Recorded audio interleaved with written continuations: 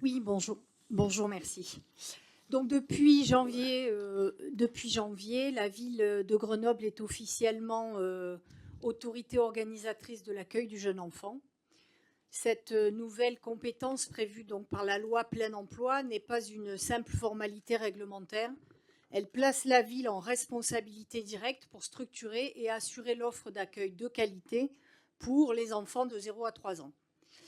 Et on est d'accord que l'importance du sujet est telle qu'il ne s'agit pas ici simplement de produire un schéma parce que la loi l'exige. Il s'agit de faire des choix politiques forts, assumés, chiffrés pour répondre aux besoins réels des familles grenobloises. Et on vous suit totalement sur l'ambition.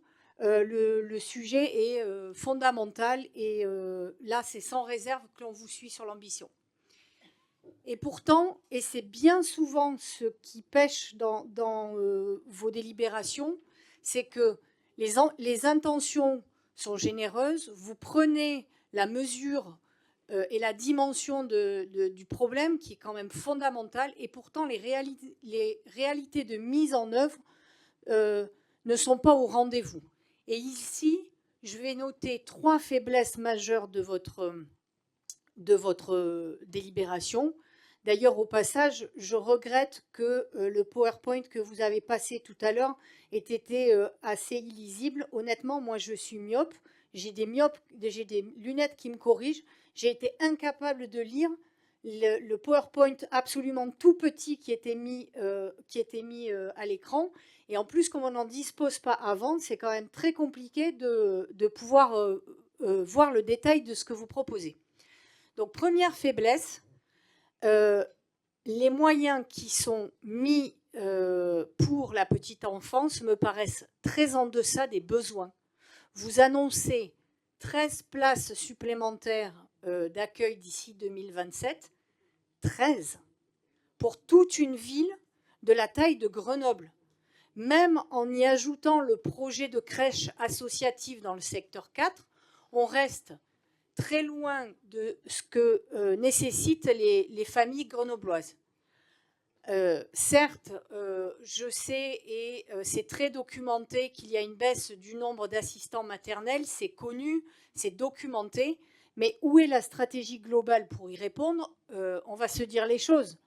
À budget constant, on ne fait ni mieux ni plus, on fait semblant. Donc c'est très compliqué. Deuxième faiblesse, ce sont les inégalités territoriales, et Alain Carignon l'a noté tout à l'heure. Vous reconnaissez dans le document que le sud de la ville est sous-doté, mais au-delà d'une promesse d'études et de quelques intentions générales, on ne voit pas le plan d'action clair. C'est dans ces quartiers-là qu'il faut investir et c'est clairement une inégalité territoriale. C'est les quartiers les moins dotés. Vous le savez, vous le documentez et vous n'investissez pas dedans. L'impression qui domine, c'est comme si c'était un immobilisme planifié. Et c'est bien dommage pour les territoires. C'est une injustice territoriale sur ce point-là. Troisième faiblesse, et comme toujours, c'est l'angle mort du pilotage et de la planification, des principes, des ambitions, mais pas de plan de financement détaillé, pas de calendrier, pas de cible chiffrée, aucune garantie de pérennité des actions. On le sait, hein, souvent c'est le reproche qu'on vous fait.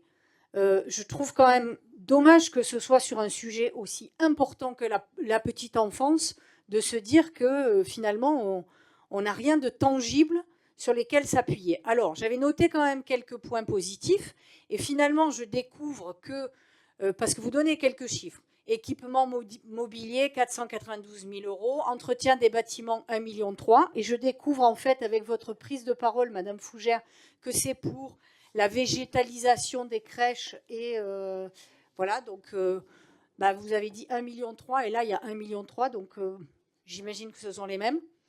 Et 6,3 millions pour la réhabilitation, l'agrandissement.